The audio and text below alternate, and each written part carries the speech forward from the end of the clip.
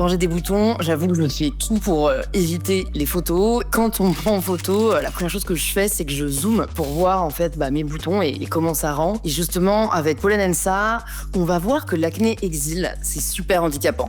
Dans la vie, je suis DJ et lorsque je mixe, je suis souvent prise en photo.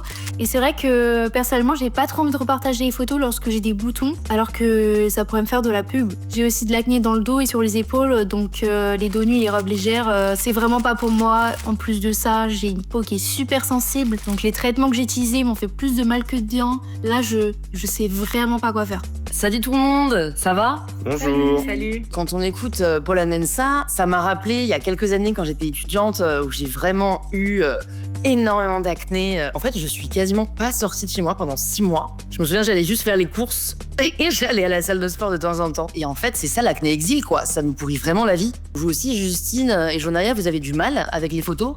C'est pas quelque chose dont je suis super fière, mais quand je dois poster des photos sur les réseaux, j'ai tendance à les retoucher aussi un peu pour me sentir mieux avec le fait de les partager et tout ça. Enfin, moi, je les retouche pas forcément, juste faut vraiment tout le temps que je sois au courant de qui me prend en photo, est-ce que je suis pris en photo, donc je les supprime dès qu'elles sont pas bien et tout. C'est triste, non, franchement, entendre tout ça.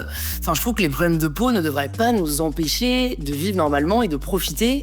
Et c'est pour ça qu'on est là, pour s'en parler, pour se soutenir et pour aussi réussir à passer au-dessus. Et en plus, on peut aussi réduire ces problèmes de peau avec des petites astuces du quotidien. Docteur Idriss, est-ce que vous pouvez nous en partager quelques-unes ? Alors, le premier conseil, que vous l'avez tous beaucoup entendu, il faut absolument arrêter de percer vos boutons. Je sais que ça donne très envie, mais ça laisse des marques pour la vie. Et la deuxième chose hyper importante, c'est de bien suivre votre routine sur toute la durée du programme.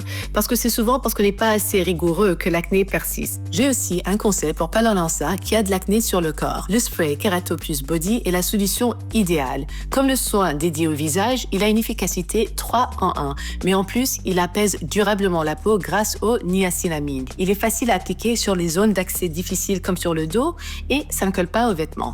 Et le dernier conseil, c'est de prendre soin de vous grâce à une alimentation équilibrée et un sommeil réparateur. C'est la base pour la bonne santé de votre peau. Merci, docteur Idriss. Donc, on va se retrouver une dernière fois tous ensemble. Et d'ici là, pour celles et ceux qui nous regardent, n'hésitez pas à nous partager vos expériences en commentaire et ou nous poser des questions. On regarde tout ça.